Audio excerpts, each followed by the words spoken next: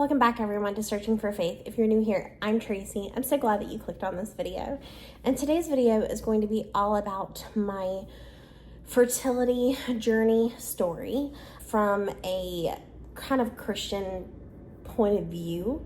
I had some negative experiences. I guess this video is going to be just kind of like my personal story and then my process of healing, I guess. And then also I'm going to provide some tips for you if you have loved ones or friends that are going through infertility struggles, like what my tips for how to navigate that and what to do or not to do as well. So I will put timestamps below, and I'm going to try very, very hard to not make this video too lengthy because I know this subject could go on for days. So if I don't touch on a specific thing and you're really curious or want more information, comment down below in the comment section and I will try to reply to as many of you as I'm able.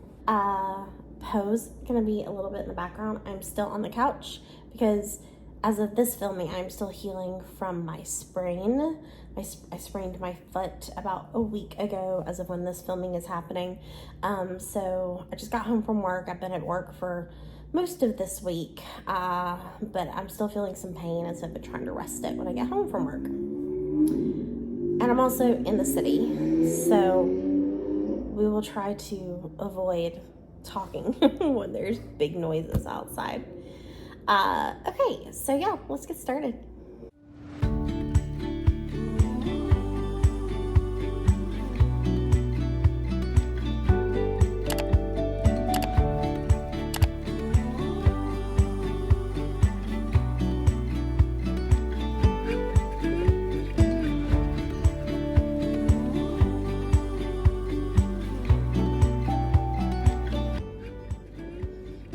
Okay, so first things first, my fertility story. So I was outside of college when I did start dating my husband, although we met in college, and I got married at 25. And like I said, there was always never a question of whether or not I would wait till I was married to have sex, so I never was on birth control prior.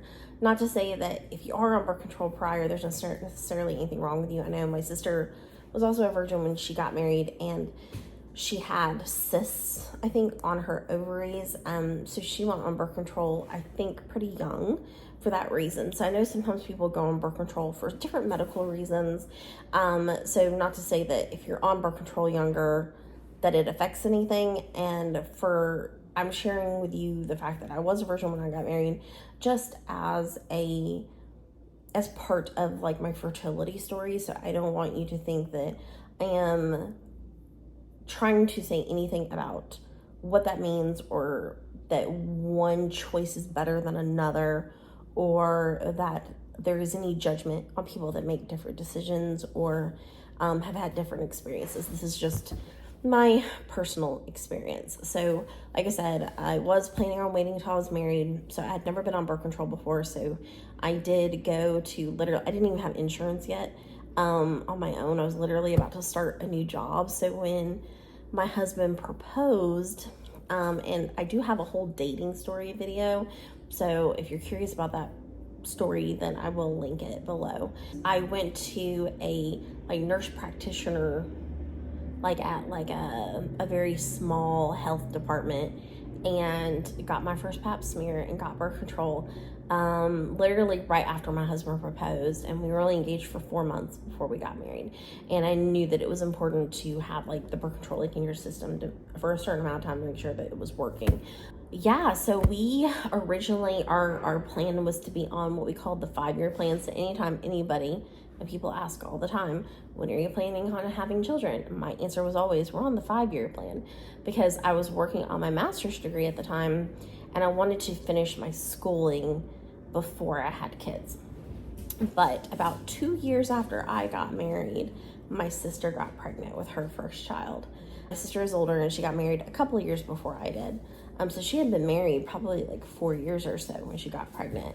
But when she got pregnant, suddenly, my biological clock clicked on, and just going through the experience with her, like helping her, register for the baby and do baby showers and plan for the baby and all the things, it ignited something in me, and suddenly I wanted to have kids.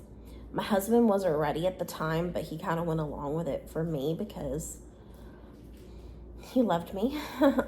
So we kind of broke our original 5-year plan goal and decided to go off birth control and start trying sooner than we were planning.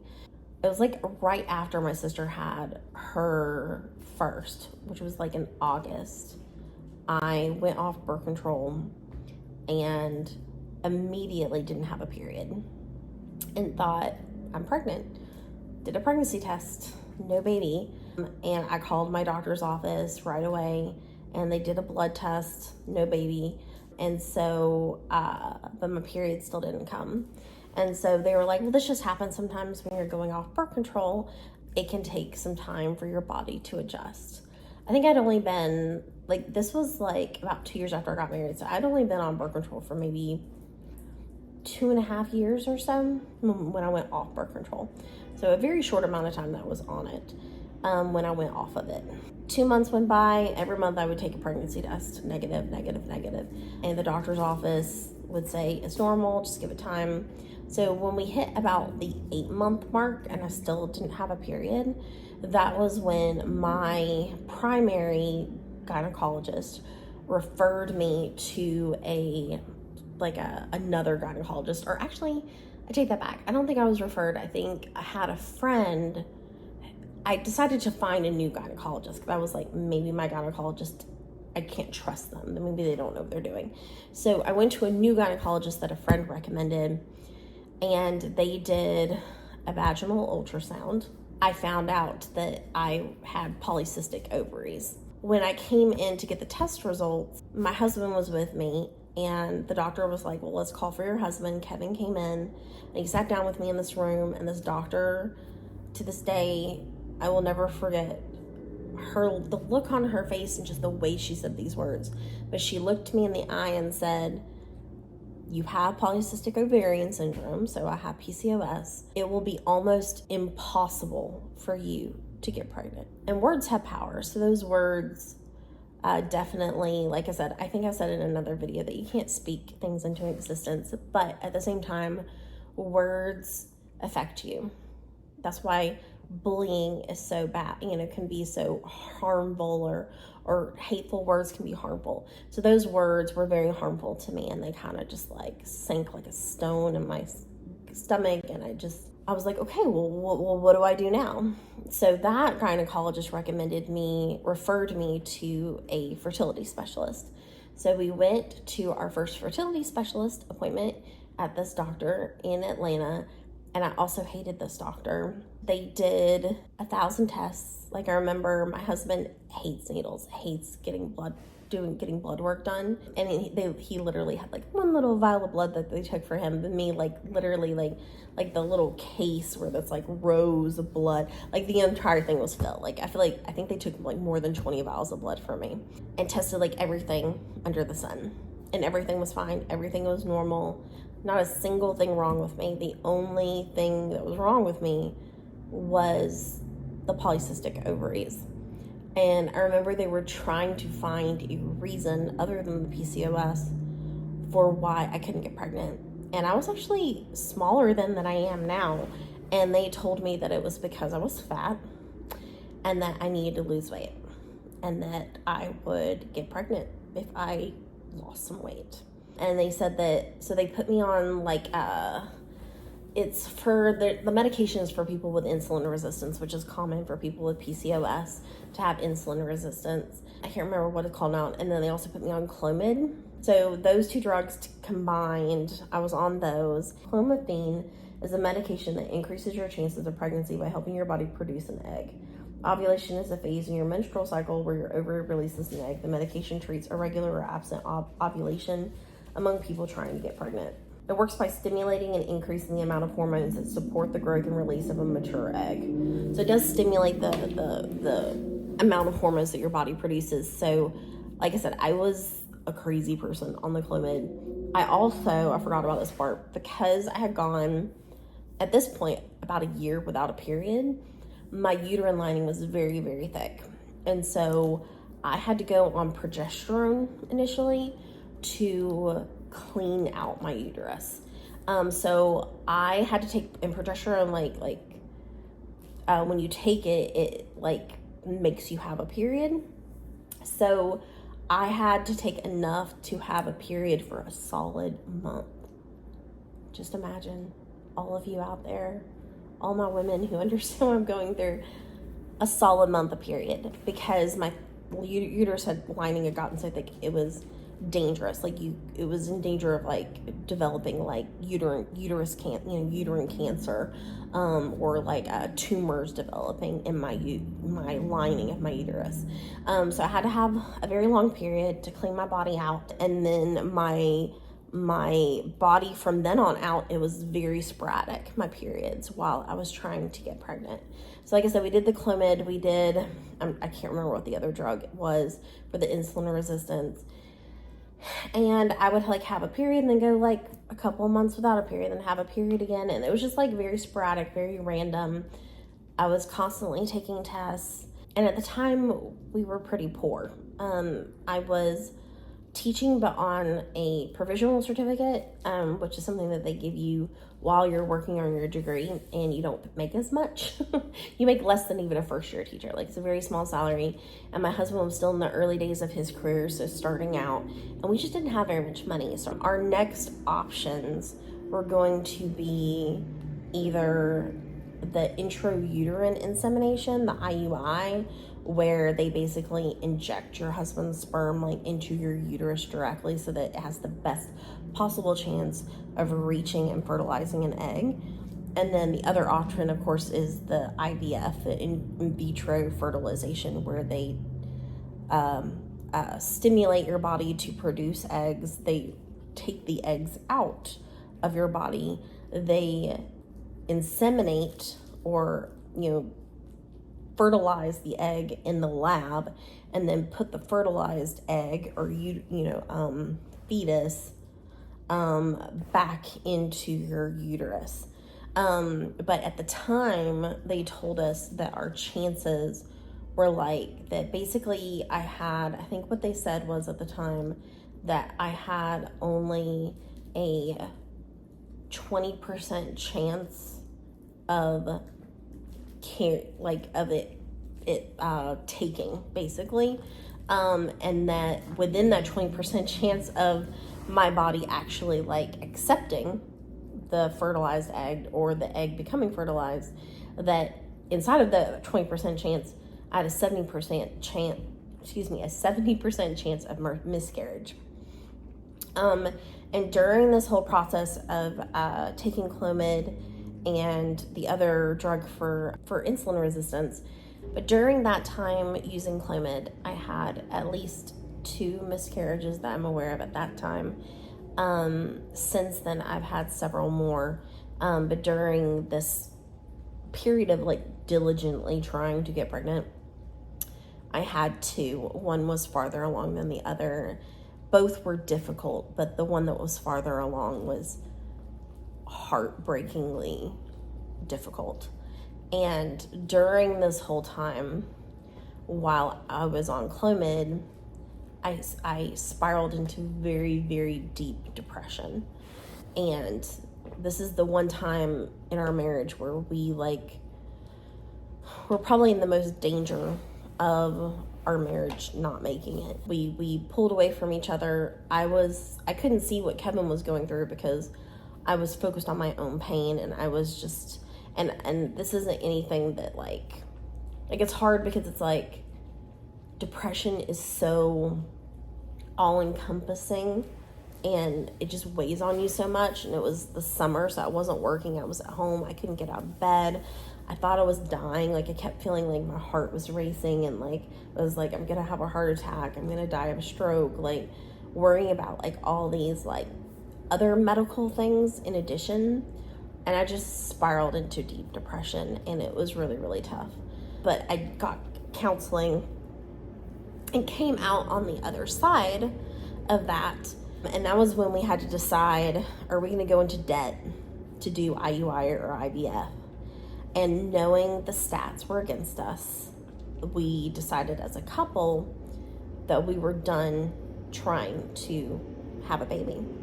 And at that point, I went back to, I found a gynecologist again and told them that we weren't trying to have a baby anymore, and that I wanted to do what I needed to do to take care of my body. And at that point, I went back on birth control, because birth control is essentially my treatment for PCOS, because without birth control, I have very irregular periods and my uterine lining can thicken and I'm at higher risk for cancers. So being on birth control is my treatment, and it keeps my periods regular, and I'm more sane on birth control. But yeah, so we did eventually move on. It wasn't easy. I spent a lot of time going through essentially mourning the loss of the actual children we miscarried, and then also mourning the loss of our hypothetical, child that we could have had together. So there was a time of mourning. So it was about a year after stopping fertility treatments that we decided that we were going to attempt to adopt. We looked into private adoption agencies. We considered adopting from internationally. Some of the countries we did look at were some Asian countries initially, but Asian countries have a BMI limit. And I'm not sure what the BMI limit is now. I think it was 28 when we were looking. So basically, if you're a normal sized human in America, it can be hard to adopt in Asian countries, because they basically have a limit on how fat you can be. So I was too fat, because when they told me I needed to lose weight to have a baby, instead of losing weight, I gained more weight. But yeah, so we decided to look at adopting. Then we looked at internationally adopting from Eastern Europe, either from Russia or the Ukraine, because I read online statistics about children in orphanages and kids that are raised in those countries, and the stats of what happens to them when they get out of the orphanages in those areas. And so I really wanted to help a child from that country, but there were a lot of problems with Russia constantly opening and closing their doors. Essentially, they would say, yeah, you can adopt from here, and then randomly be like, no, you can't adopt from here. And we didn't want to go down the road of the process of starting the adoption process only for the doors to be shut to us. And so we then were deciding to, okay, well, let's look at agencies for adopting domestically. Adoption is so insanely expensive, y'all. It is so expensive. I can do a bit more deep dive into adoption in the United States at some point if you want me to. It's a whole video in and of itself.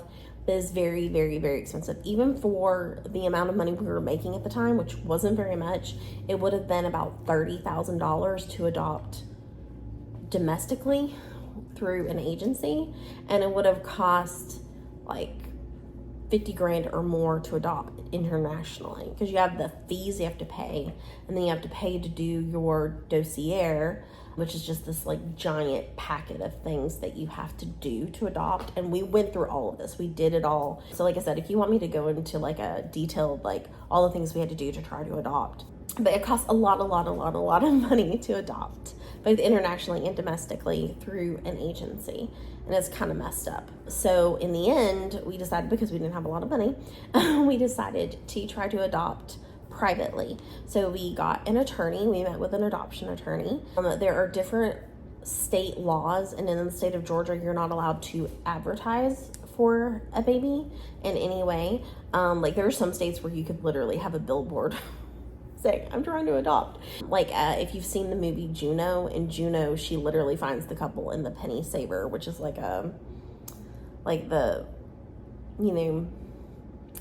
those free ad things that you just find at coffee shops and Waffle Houses and stuff.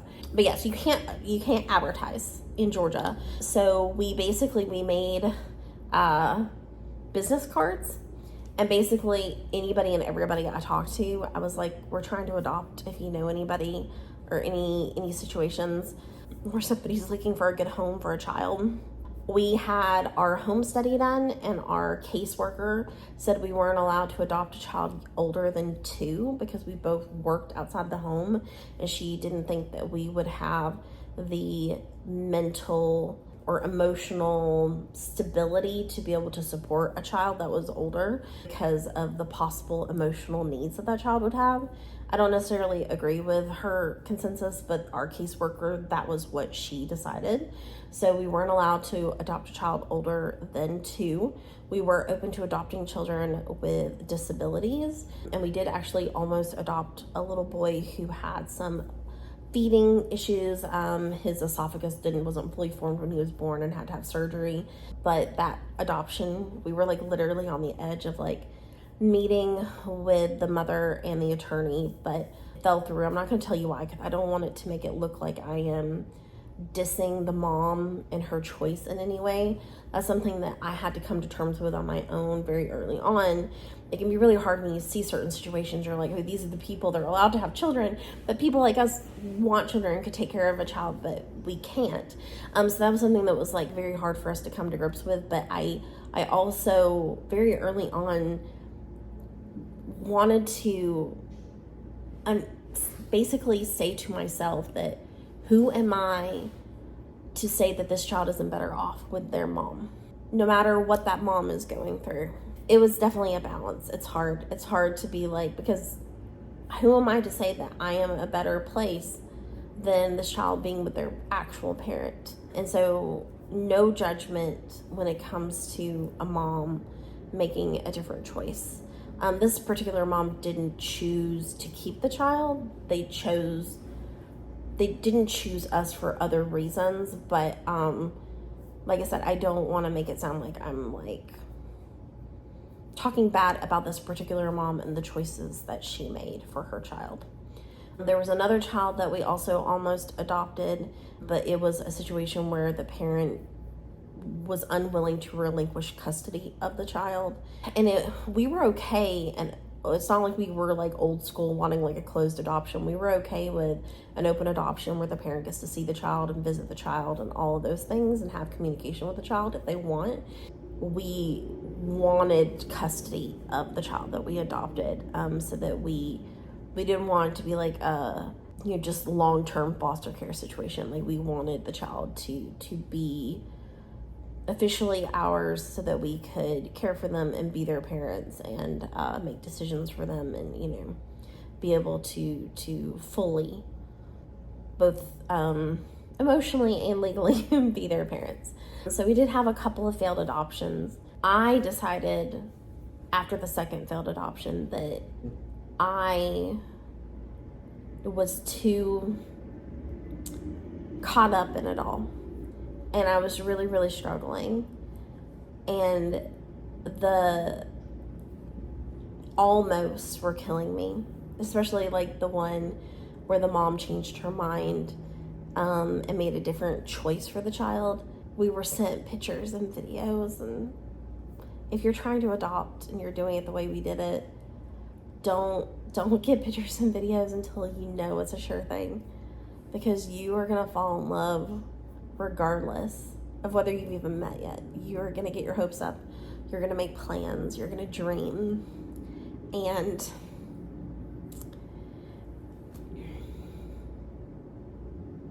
when that possibility is taken from you, it's gonna be all the harder. So just that can be my recommendation to you guys if you're trying to adopt, is to pause on the photos and the videos until you know that it's really gonna happen.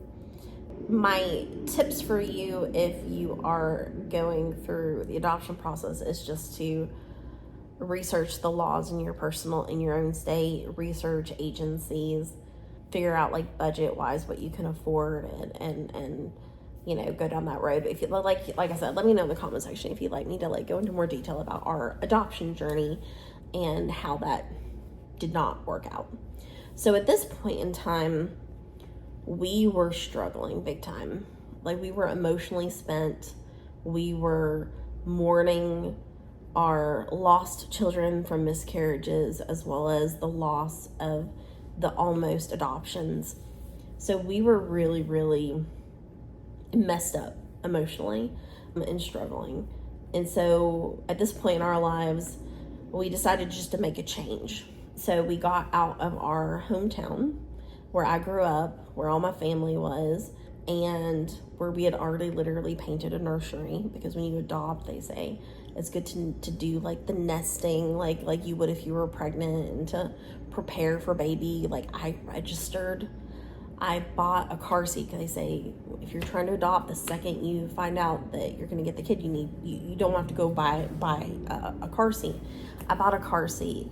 We decorated a nursery so that we had the furniture. We put the crib together. We were ready to bring a baby home the second a baby was available, and it didn't happen. So we needed to get away. So I took a teaching job in Savannah, Georgia, and we moved to Savannah, and that was the year that we essentially fell back in love with each other. We focused on us and our relationship with each other, and we thought about other options. We considered surrogacy. I have a friend, and even my sister considered being a surrogate for us. We considered embryo adoption. I even had a friend that offered to give me one of her frozen embryos for free. But we had actually considered embryo adoption previously as well. But the issue is that embryo adoption is kind of like child adoption, where the parents, or the biological parents of that embryo, can choose who they want that embryo to go to. And they often will not choose somebody who isn't a sure thing. So because I had such a high risk of miscarriage, I was told that parents most likely wouldn't choose me to allow their embryo to be adopted. And it's more expensive than you realize to adopt an embryo. But if you are going through fertility treatments and you're going to have extra embryos that you will not use, that is an option for you. If you're the kind of person that the whole idea of embryos being stored somewhere indefinitely, and you think of that embryo as a child, then a good option for you would be to allow your embryo to be adopted. So just putting that out there. But yeah, so once we moved back to Atlanta after living in Savannah for the year, that was when we finally said, we're done. We're accepting that we will be childless, and we're okay with it. And we are okay with it. It's been about 8 years since we made that decision, and there are a lot of perks to being childless. You have more money, you can do things for yourself, you got more time.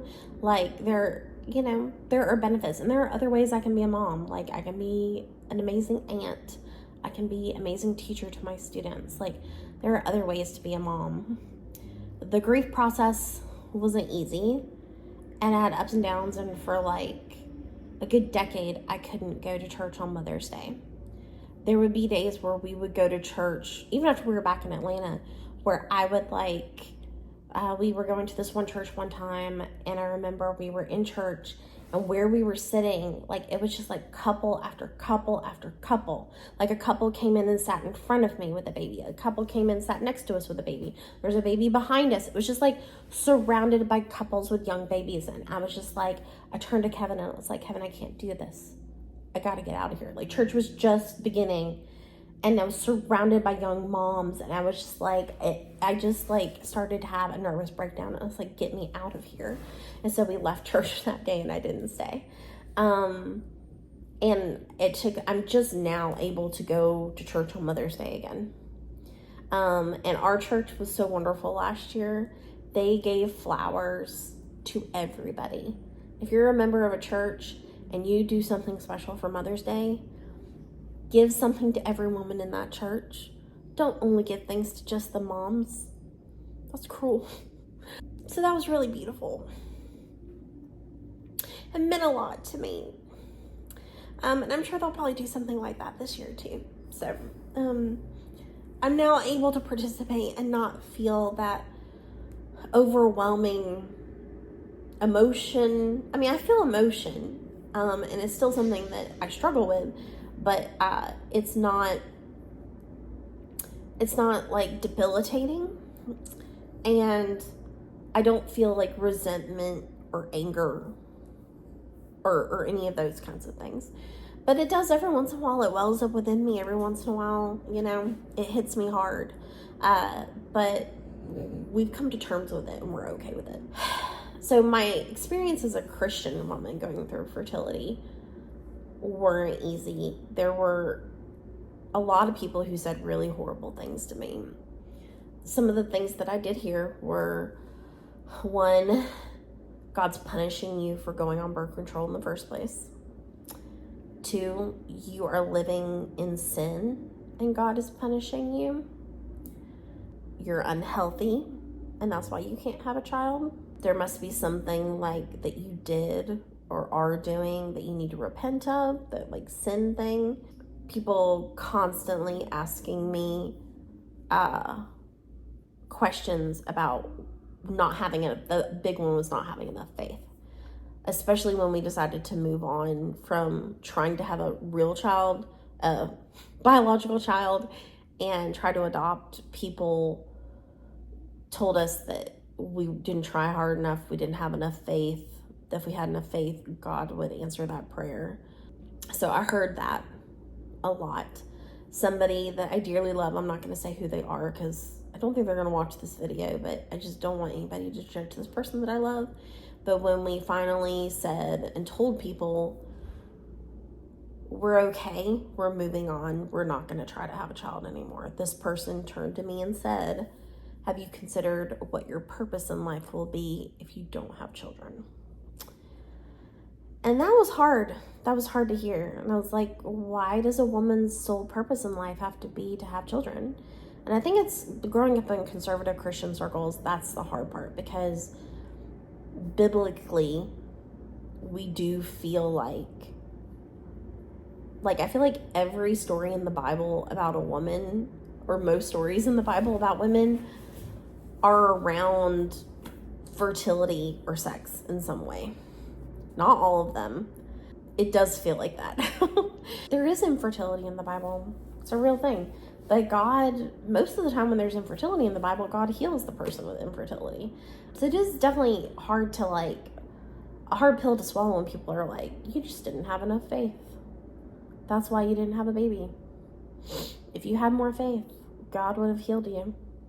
And so when I was struggling with this depression, that depression came from a place of, especially as being a Christian woman, but being just a woman in general too, a feeling of being broken. That my body can't do what it was meant to do. My body can't fulfill its purpose of procreating. Because a lot of Christian circles put a lot of emphasis on procreation and having babies. Have your babies for Jesus, the whole quiverful movement, if you've heard about that. The Duggars are part of that quiverful. But yeah, having as many babies as possible, to the point where it's dangerous to your body to continue to try to have kids. But yeah, so I heard a lot of very, very negative things from people, primarily in the church, about my infertility, and not a lot of supportive things. And when we tried to adopt, I tried raising money all sorts of ways. Nobody was trying to help us financially. It was just, it was like, so you're not going to try to have a kid biologically anymore? Okay, we're going to cut you off. That's kind of how it felt. Moving on to my tips. How can you be supportive of somebody in your life who's going through infertility, who's struggling with fertility, trying to have a child? One, don't pretend you know what they're going through if you haven't been through it yourself. The second one is rein in your inner doctor, because you're not one. Like, I don't even care if you are a doctor or a nurse. Like, don't tell somebody what they should or shouldn't do medically. And especially if you're not a doctor or a nurse. Just keep your mouth shut. Don't tell, okay, these are going to sound so harsh, y'all. Don't tell them a story about your brother's best friend from college's little sister's best friend who got pregnant after she stopped trying because she decided she didn't care anymore, and then a month later, baby. Or, your aunt's brother's, niece or whatever who decided to adopt, and after they got a baby, they adopted, they magically got pregnant. Everybody loves to tell stories like that. They're not encouraging. They're frustrating. Just leave it alone. Don't share those stories. Just don't ask about pregnancy, period. Okay, this is especially for the older ladies, okay? I don't know if y'all are listening. Mind your own business. I read this article years ago called Mind Your Own Womb. Basically, it's none of your business whether I'm trying to have a baby right now. It's none of your business when I try to have a baby. It's none of your business how many babies I'm going to have. It's none of your business when I want to have a child or how I want to have a child or if I don't want to have a child. Just mind your own business. Just because you did blah, blah, blah, blah, blah doesn't mean it's going to work for everybody else. So the way that you can, so the knots is just don't ask about when they're going to have kids or how many or again or whatever. Don't give unsolicited medical advice, period. I don't care who you are. You could be literally a fertility expert. Don't give unsolicited medical advice unless the person who's struggling with fertility directly asks you for advice. Keep your mouth shut. Okay? Don't tell stories about who's that did blah, blah, blah, blah, blah, and they got pregnant. Just don't. So don't, those are the don'ts, the big don'ts for me. The do's are just be there. Be supportive. When they do ask questions, give them answers, but in a loving, supportive way. Spend time with them. Pray for them. And the big one is don't tell them that they're doing something wrong and that God's punishing them, because that is a lie. That is not from God. That is from Satan. Never tell somebody that they are being punished by God. If you don't hear anything else that I'm saying in this video, never tell someone that God is punishing them, that something is happening to them that they have no control over because God is punishing them. Okay? Don't try to sell them your essential oils. Don't try to tell them your 2 cents on anything. The only things that you need to do with your friend or family member that's going through infertility is being there for them, spending time with them, praying for them, loving on them. That's all you need to do, okay? And just be present in their life. Listen, don't talk. When they need somebody to talk to, listen. That is the best friend that you could be in the world, is somebody who listens and then just holds somebody while they cry. Because a big part of infertility is grieving and mourning the loss of your potential child. That's like a big part of it. And even if you do get pregnant, even if they do get pregnant, they're still mourning the loss of the children that they miscarried. That's my other thing is, if you have gone through a miscarriage, don't be afraid to talk about it. I have had, at this point in my life, 5 miscarriages. And I've learned over the years that more women have gone through them than we realize. But nobody talks about it. It's like we're afraid to admit it. 1 in 4 women will have had a miscarriage. So it's very, very common. I know now lots and lots of women that have miscarried. And I just feel like that's probably like the other thing, is just to not be afraid to talk about it. Because I think that it really helps to know that you're not alone. That all of us women, we're in this together. And some women make different choices. Some women choose to not have children, period. And not because they didn't choose it. The other thing that bugs me, and this doesn't like have to do with fertility, but is when someone says, have you had children? Or do you have children? And then when you say you don't, they say, oh, well, you wouldn't understand this unless you had kids. Or you won't understand this till you have children.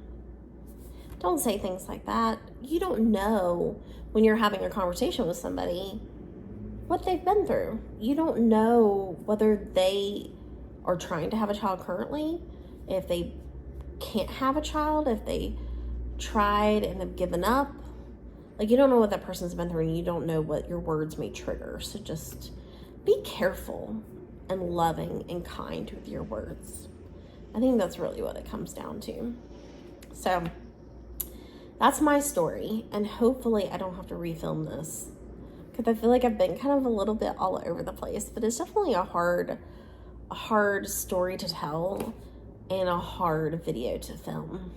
And I apologize for getting emotional on a couple of parts. So, but I hope that this story helped some of you.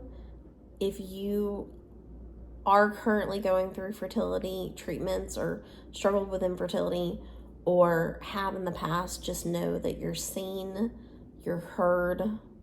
I understand. God is there. God loves you. God is holding you. And I have to admit that probably my infertility is one of the big reasons why I lost my faith for a while, because I did get really angry at God. I became very jaded. And it is hard because most of our life we're told that God gives you the desires of your heart. And my desire was to have a child. Why wouldn't God grant me that desire? Like, I'm a good person. I would be a good parent. You know, I don't know, maybe there's something that God had a different plan, or maybe God's plan was that he wanted me to be able to help other people that have gone through this, because at the end of the day, we live in a sinful, broken world, and disease is part of that, and we are affected by that. It's definitely a bigger concept, a bigger topic than what I feel like I can cover in the amount of time I have. And I already know this video is going to go too long. So let me know in the comment section below how you feel. If you want to tell me part of your story, I am all ears. I will listen. And if you'd like me to go deeper on any particular topic, let me know in the comment section below as well. And thank you for bearing with me through this video. I just hope that even if only 5 people watch this particular one, that somebody out there needed to hear this, and that it helps in some way. But yeah, that's it. Okay guys, thank you so much for watching. This channel primarily, it's all about my spiritual journey to rediscover my faith in our Christian God and learn what I believe and why I believe it. A lot of Bible studies. We do a lot of Bible study content here, and we do a few hot topics and, you know, my story of things that I have been through. So if any of that sounds interesting to you, then I'd love to welcome you to come along with me on this spiritual journey. So definitely hit that subscribe button. And if you liked this fertility journey story, then definitely hit that like button as well. But thank you so much for watching, and I appreciate all of you for being here. And don't forget, God has not forgotten you. We're in this together, and I'm here for you guys. Okay, guys, I can't wait to see you in my next video. God bless, and happy Mother's Day. Bye. Buddy, I'm trying to video bomb.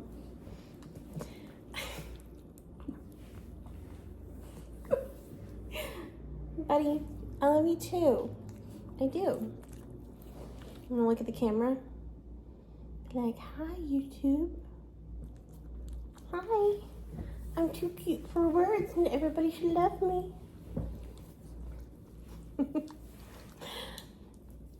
Hi, everyone. Welcome back to...